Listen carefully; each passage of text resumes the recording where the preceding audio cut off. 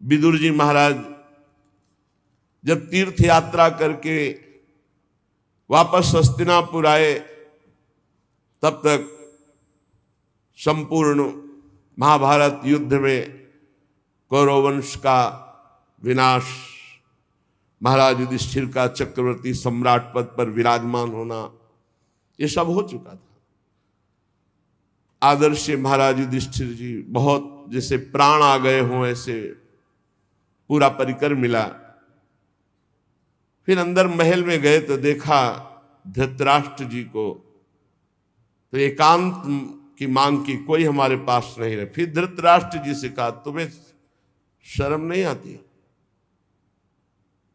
तुम श्वान की तरह जीवन व्यतीत करो, अभी तुम्हें वैराग्य नहीं हुआ? बड़े कठोर वचन। ये कटु वचन क्या होते हैं? जाकर वैराग्य प्रज्वलित करते हैं। श्वान जैसा, जैसे टुकड़ा दे दो बस पड़ा रहता है। जिनको तुमने बचपन से नष्ट करने की कोशिश की, उन्हीं पांडवों के दिए हुए टुकड़े से पेट पाल कर अब कौन सा जीवन व्यतीत करना चाहते हो? उठो, अभी चलो हमारे साथ। महाराज धृतराष्ट्र भगवान की कृपा पात्र है, भगवान व्यासदेव जी द्वारा प्रकट है, कोई अज्ञानी नहीं है। युद्ध के पहले भगवान ने अक्रूर जी को भेजा था समझाने के लिए, जाओ धृतराष्ट्र को। तो धृतराष्ट्र को समझाया तो धृतराष्ट्र जी ने क्या उत्तर दिया था? बड़े ज्ञानी महात्मा धृतराष्ट्र जी, कोई साधारण नहीं है, वो लीला पात्र है। उन्होंने कहा, अक्रूर जी तुम बातें जितनी कह रहे हो सब मुझे पता है, मुझे ज्ञात है, मैं जान रहा हूं, पर मेरे हृदय में चमक कर अंतर ध्यान हो जाती है, इसका मतलब श्री कृष्ण कुछ करवाना चाहते हैं। अक्रूर जी मुझे सब ज्ञात है जो आप बोल रहे हो, मेरे हृदय में बातें चमकती हैं और अंतर ध्यान हो जाती, इसका मतलब श्री कृष्ण कुछ करवाना चाहते हैं। और अक्रूर जी जो श्री कृष्ण करवाना चाहते हैं उसे कोई नहीं रोक सकता। महात्मा है धृतराष्ट्र जी। एकांत में हिमालय की भूमि पर एक पर्णकुटी बनाई और योगाभ्यास कराया। साक्षात मूर्तिमान धर्म है विदुर जी। इधर जब महल में प्रणाम करने के लिए महाराज युधिष्ठिर आए तो देखा ना तो धृतराष्ट्र है, न गांधारी, न विदुर जी। तो बहुत चिंतित, बहुत शोकित, शायद मेरे द्वारा कोई त्रुटि हो गई हो, मेरे सेवा में तो शंका करके वो चले गए हों। इतने में देवर्षि नारद जी आए और उन्होंने कहा, आपको चिंता करने की जरूरत नहीं है, आज के 5वें दिन महाराज धृतराष्ट्र का शरीर भस्म हो जाएगा। पर्णकुटी में जो गार्हपत्य आदि अग्नियां हैं वो अपने आप कुटी को जलाएंगे, कुटी में बैठे हुए धृतराष्ट्र भस्म होंगे और धृतराष्ट्र की देह को जलते देखकर गांधारी उन्हीं के साथ अपने शरीर को भस्म कर देंगी। ऐसा ही हुआ। 5वें दिन महाराज धृतराष्ट्र का शरीर पूरा हुआ, गांधारी जी पति के साथ भस्म हो गई। विदुर जी वहां से तीर्थ यात्रा को चले गए। देवर्षि नारद जी ये बता करके तुम्बुर गंधर्व के साथ स्वर्ग को चले गए। महाराज युधिष्ठिर एकांत में विचार करने लगे, क्या समय आ रहा है, सब नष्ट होता जा रहा है, ये लोगों का स्वभाव कैसे बदल रहा है। 7 महीना हो गए थे अर्जुन को द्वारिका गए हुए, अभी वापस नहीं आए थे। महाराज युधिष्ठिर ऐसे अपशकुन देखने लगे जिससे पता चलने लगा कि विनाश होगा। जिस समय जो ऋतु होनी चाहिए वो ऋतु नहीं, उल्टे समय में ऋतु। जब वर्षा होनी चाहिए तब सूखा, और जब वर्षा नहीं होनी चाहिए तो अपार वर्षा, फसल नष्ट हो जाना, लोगों को बड़ा दुख होना। और देखा कि प्रायः लोग क्रोधी हो रहे हैं, कौड़ी कौड़ी के लिए लोभ करने लगे हैं, झूठ बोलना स्वभाव बन गया है, मित्रता में छल और कपट हो गया है, माता पिता सगे संबंधी पति पत्नी इनमें परस्पर झगड़ा होने लगा है। इसका मतलब है कि विनाश काल उपस्थित हो रहा है। जिसको देखो वो दंभी बनता जा रहा है, पाखंडी बनता जा रहा है, धन की प्रधानता हो गई है, युधिष्ठिर जी बहुत चिंतित हुए। युधिष्ठिर जी ने भीमसेन से कहा कि अर्जुन को हमने द्वारिका इसलिए भेजा था कि वहां जाकर पुण्य श्लोक भगवान श्री कृष्ण क्या करना चाहते हैं इसका पता लगाकर वो हमें बताएं आके। 7 महीने बीत गए, भीमसेन तुम्हारे छोटे भाई गांडीव धनुषधारी अर्जुन अभी तक लौटे नहीं और अपशकुन मुझे बहुत दिखाई दे रहे हैं। क्या वो समय आ गया क्या जिसे मेरा दुर्भाग्य कहते हैं? अर्थात क्या द्वारिकाधीश भगवान श्री कृष्ण अपनी लीला स्मरण कर लिए? क्योंकि मेरा हृदय घबरा रहा है अपने आप। ये संपत्ति, ये राज्य, ये स्त्री, ये प्राण, कुल, संतान, शत्रु पर विजय, सब कुछ श्री कृष्ण कृपा से प्राप्त हुआ है। देखो देखो, वो आकाश में उल्कापात हो रहा है, पृथ्वी कंपायमान हो रही है, मेरे शरीर में भयंकर अपशकुन हो रहे हैं। पक्का कुछ न कुछ ऐसा हुआ है जो सुनने लायक नहीं है। पुरुष की जब बाईं जांग फड़के, आंख, भुजा बार बार फड़के तो समझ लेना चाहिए कोई विनाशकारी खेल होने वाला है।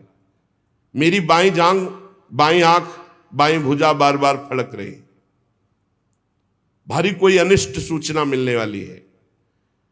देखो ये सियारिन उदय होते हुए सूर्य की ओर मुंह करके रो रही है और ये कुत्ता मेरी ओर देखकर बार बार चिल्ला रहा है, रो रहा है। इसका मतलब कोई अनिष्ट होने वाला है। ये गौ आदि अच्छे जो पशु हैं मुझे बाएं करके जा रहे हैं, गधे आदि बुरे पशु मुझे दाहिने करके जा रहे हैं। मैं जिधर देखता हूं उधर मुझे पशु रोते दिखाई दे रहे हैं। ये उल्लू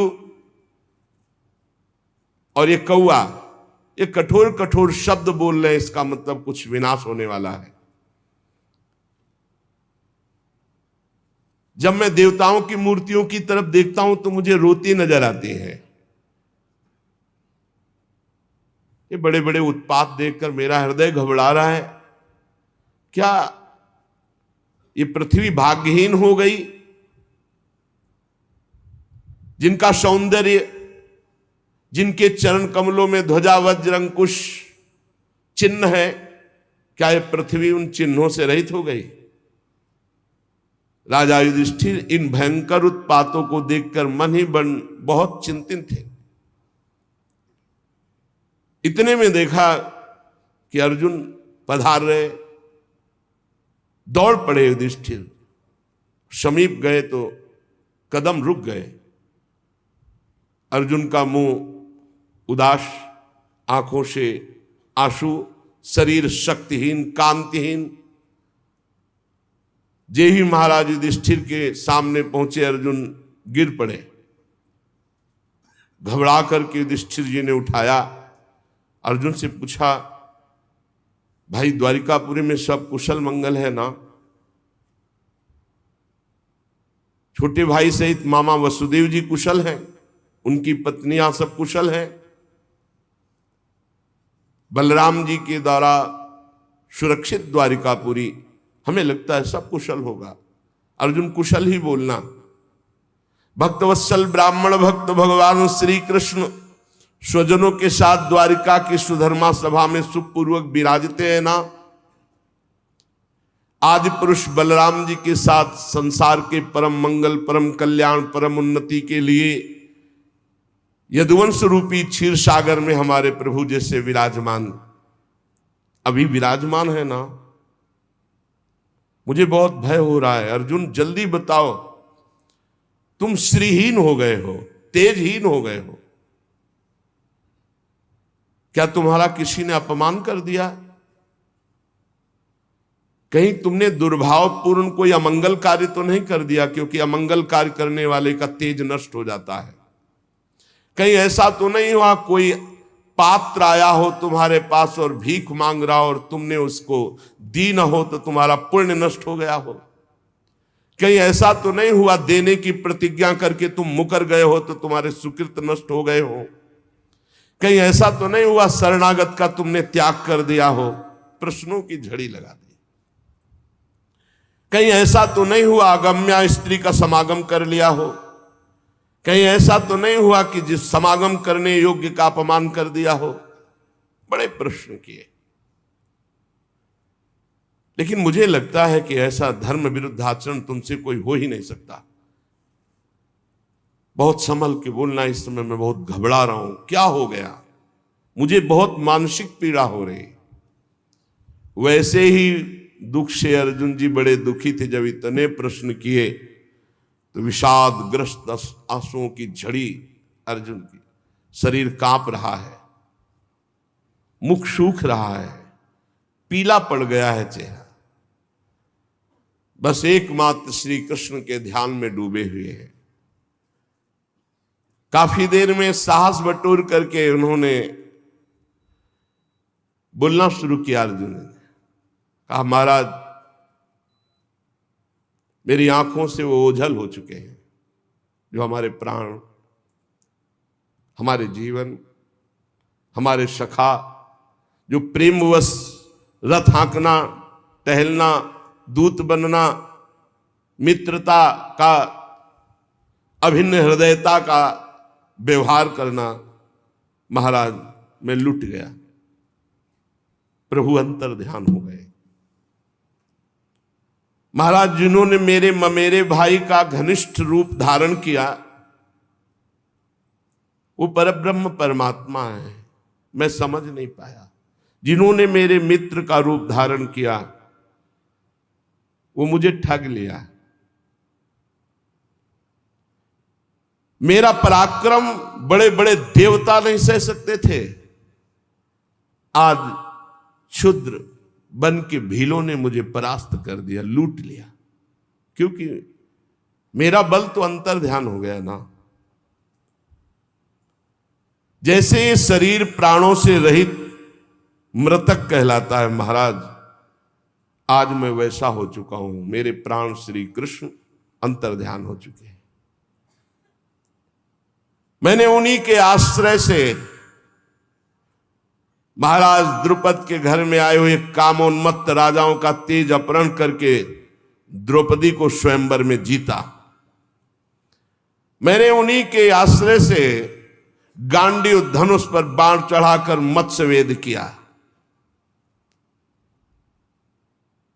भगवान की दिव्य शक्ति हर समय अर्जुन के साथ रहती थी। ये आज वही गांडीव हमारे हाथ में है, लेकिन मैं भीलों से नहीं जीत पाया।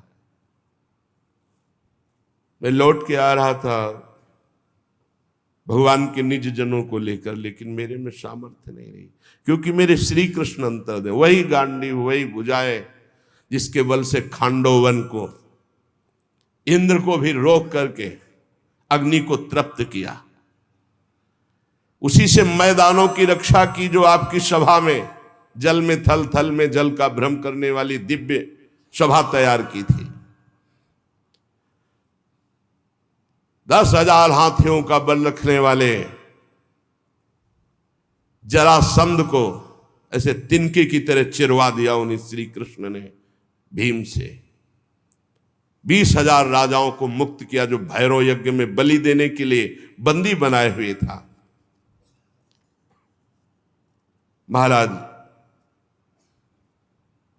हर तरह की विपत्ति में श्री कृष्ण सामने नजर आते थे। चाहे वो द्रौपदी को वस्त्रहीन करने के लिए कौरवों की सभा हो, या वनवास के समय दुर्योधन के षड्यंत्र से भेजे हुए 10,000 शिष्यों के साथ दुर्वासा ऋषि, हर समस्या का समाधान श्री कृष्ण थे। ये कई बार सुना चुके हैं दुर्वासा ऋषि का प्रसंग।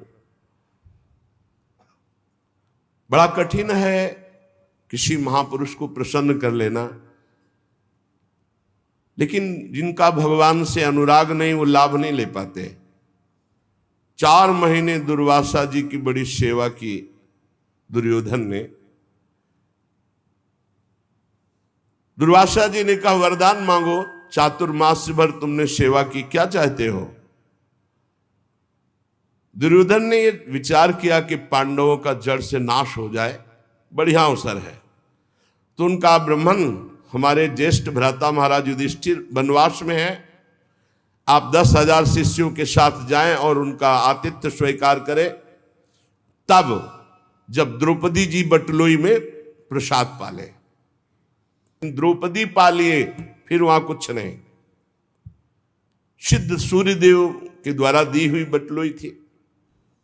तथास्तु कहकर दुर्वासा जी ठीक उसी समय पहुंचे जब द्रौपदी जी प्रसाद पा के बटलोई मार्जन करके रख दिया। शिष्य मंडली 10,000, आगे दुर्वासा जी। जी महाराज धर्मराज जी के समीप पहुंचे, साष्टांग दंडवत किया।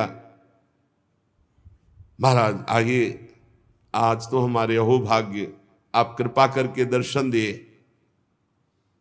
अब पूछना होता, महाराज प्रसाद पाल? हाँ हाँ, अभी यमुना स्नान करके आते हैं, अभी आते हैं प्रसाद पाने। 10,000 शिष्य सहित यमुना जी स्नान करने गए। महाराज युधिष्ठिर द्रौपदी के पास गए और द्रौपदी जी से पूछा, प्रसाद पा लिया? हाँ, बटलोई मान के रख दी। मूर्छित से हो गए। द्रौपदी जी कौरव सभा से शरणागति पूर्ण पुष्ट हो चुकी थी। उठाया, आप ऐसी दशा को क्यों प्राप्त हो गए? तो उनका बटलोई में तुमने पा लिया, धो के रख दिया। 10,000 शिष्यों के साथ महाक्रोधी दुर्वासा ऋषि आते ही साप दे देंगे। अब क्या 10,000 के लिए कंदमूल फल भी एकत्रित नहीं कर सकते। द्रौपदी ने कहा, एक बटलोई का तुम्हें इतना भरोसा है? अरे जो पूरे विश्व को पवाता है वो मेरा श्री कृष्ण है, आप कोई संशय नहीं। आंख मूंदी और ध्यान करके आर्त भाव से पुकारा, श्री कृष्ण। उनको कहीं आना जाना है? देखा पीतांबर फहराते हुए मुस्कुराते हुए चले आ रहे हैं। आकर के पहले कहा, द्रौपदी बहुत भूख लगी, कुछ पवा। समस्या पे समस्या। अरे महाराज, इसी समस्या से तो आपको याद किया है। नहीं कृष्ण, बाद में बड़ी भूख लगी, कुछ खाने को दो। द्रौपदी ने फिर गदगद कंठ से कहा, प्रभु ऐसे तो मेरे बड़े भाग्य हैं कि आप ऐसे कह रहे, पर प्रभु इस समय कुछ नहीं है, बटलोई मांझ के रख दिया। अच्छा तो जरा बटलोई लाना। ये कर तुम अकर तुम अन्यथा कर तुम, सर्व समर्थ भगवान का प्रताप देखो। कोई साधारण स्त्री भी जूठा पात्र थोड़ी धो के रखे कि रख दिया उसमें सीख जरा भी शीत लगा हुआ है। फिर ये तो पतिव्रता है, देवी हैं, ये कोई स्त्री से प्रकट है क्या? द्रौपदी यज्ञ से प्रकट है। दूसरी बात, जब भगवान सूर्य ने कह दिया कि द्रौपदी के पाने के बाद कुछ नहीं बचेगा, तो कुछ नहीं बचेगा। लेकिन श्री कृष्ण है, एक साक का शीत निकाला। कहां से निकाला? बटलोई से। सिद्ध बटलोई, धुली बटलोई, ये है श्री कृष्ण। और कहा इतने में तो पूरा विश्व तृप्त हो जाएगा। जबान में रखा तो वहां मुनिमंडली जो यमुना स्नान कर रही थी, ऐसा फरा बड़ा आचमन करने की जरूरत नहीं। बोले जाओ, भीम से कहा भगवान ने, कह दो पकवान तैयार है, आओ महाराज। बोले महाराज, बोले जाओ तो तुम कहो जा करके। जो ही भीमसेन गए तो वहां सब दुर्वासा जिसका, महाराज रसोइये ने ऐसे सुंदर व्यंजन बनाए, आप पधारे। तो उनका देखो आचमन करने की जगह नहीं। वैसे तो अगर 2 मिनट लेट हो जाते तो हम सब भाग जाते यहाँ से, क्योंकि किसी के सामर्थ्य नहीं है। शिष्यों ने कहा गुरुजी आदेश मत कर देना, आचमन करने की जगह नहीं। उनका वरदान मांगो। तो बोले जिस भाव से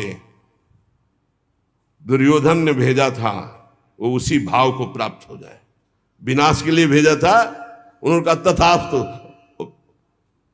अर्जुन जी कह रहे हैं जिनके बल से बड़े भारी दुस्तर संकट दुर्वासा से हम बच पाए,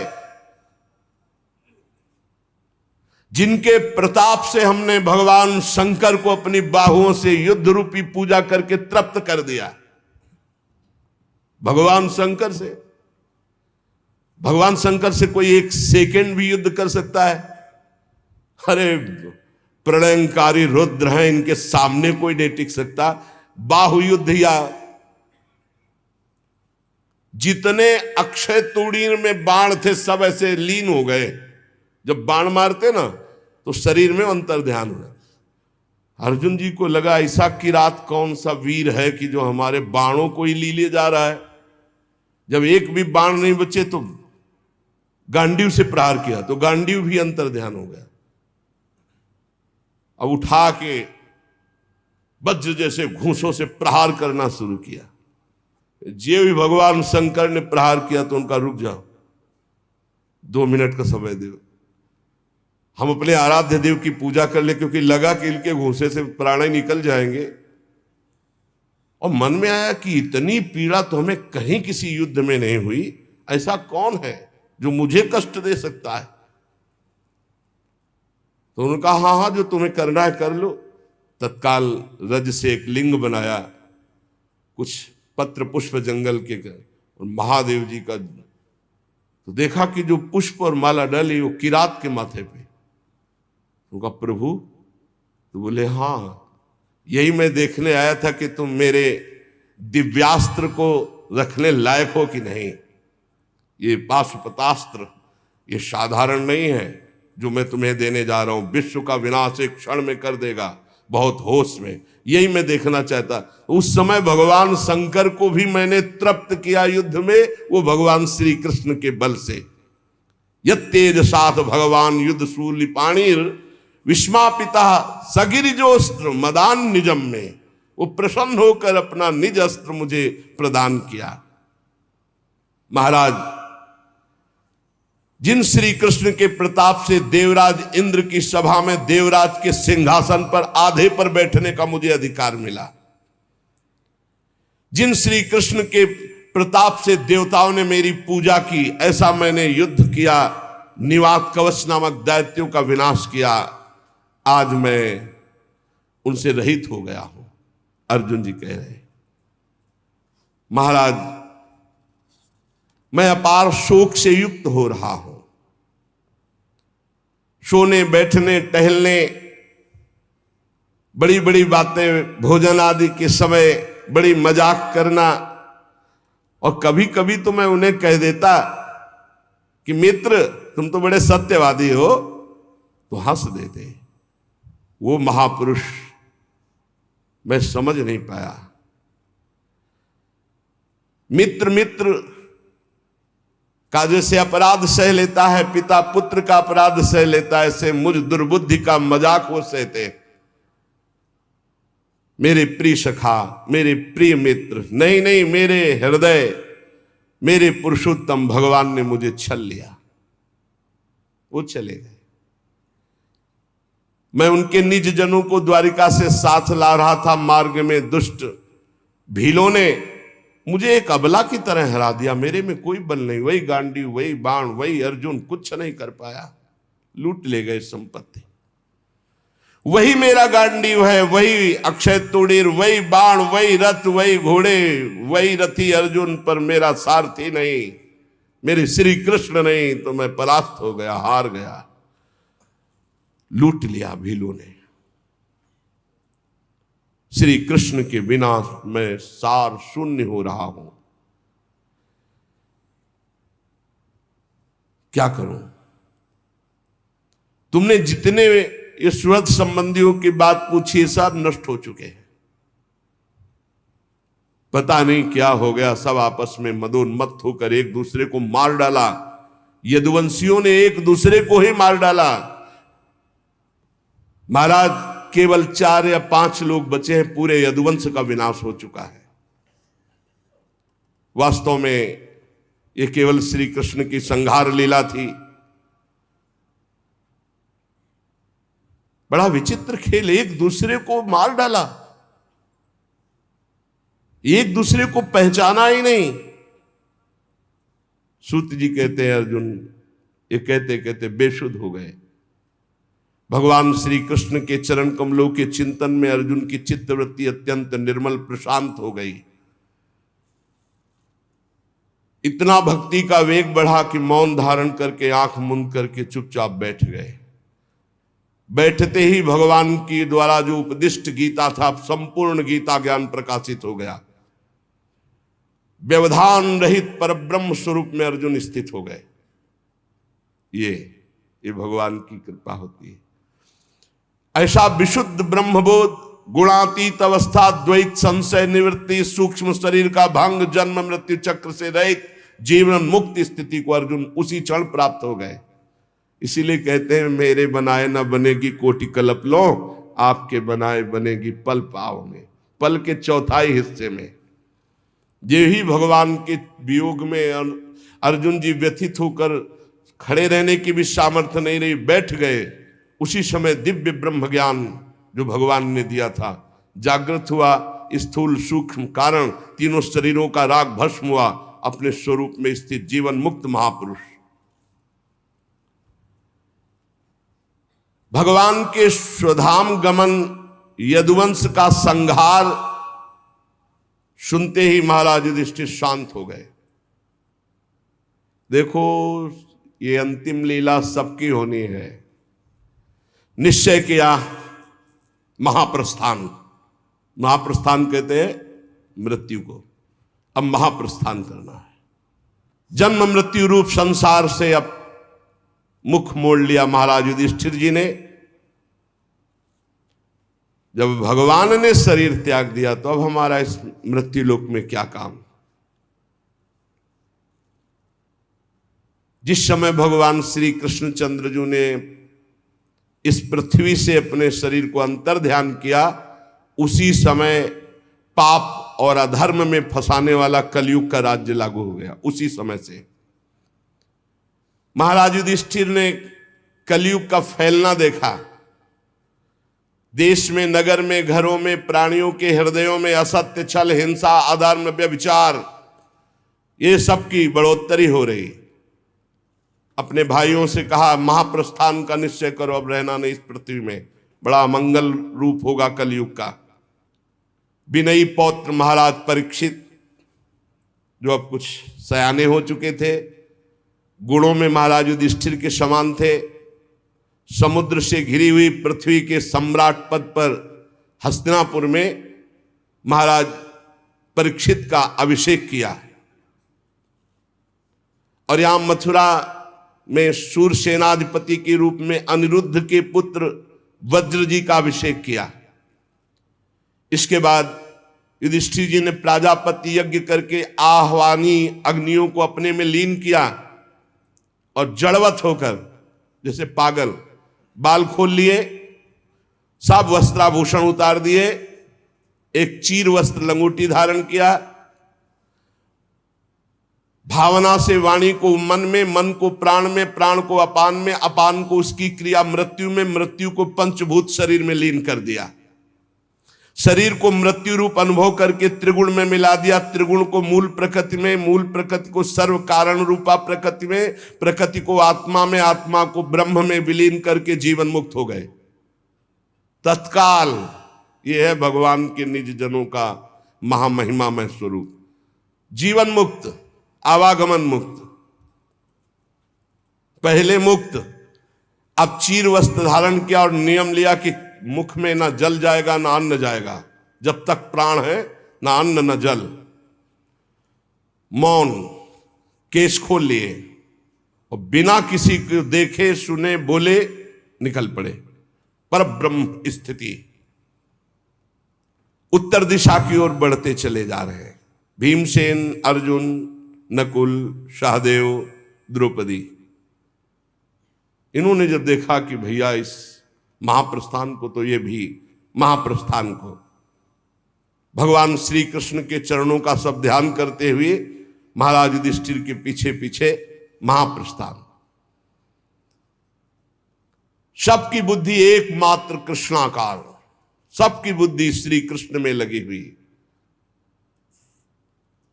फलतः एक एक गिरते जा रहे हैं।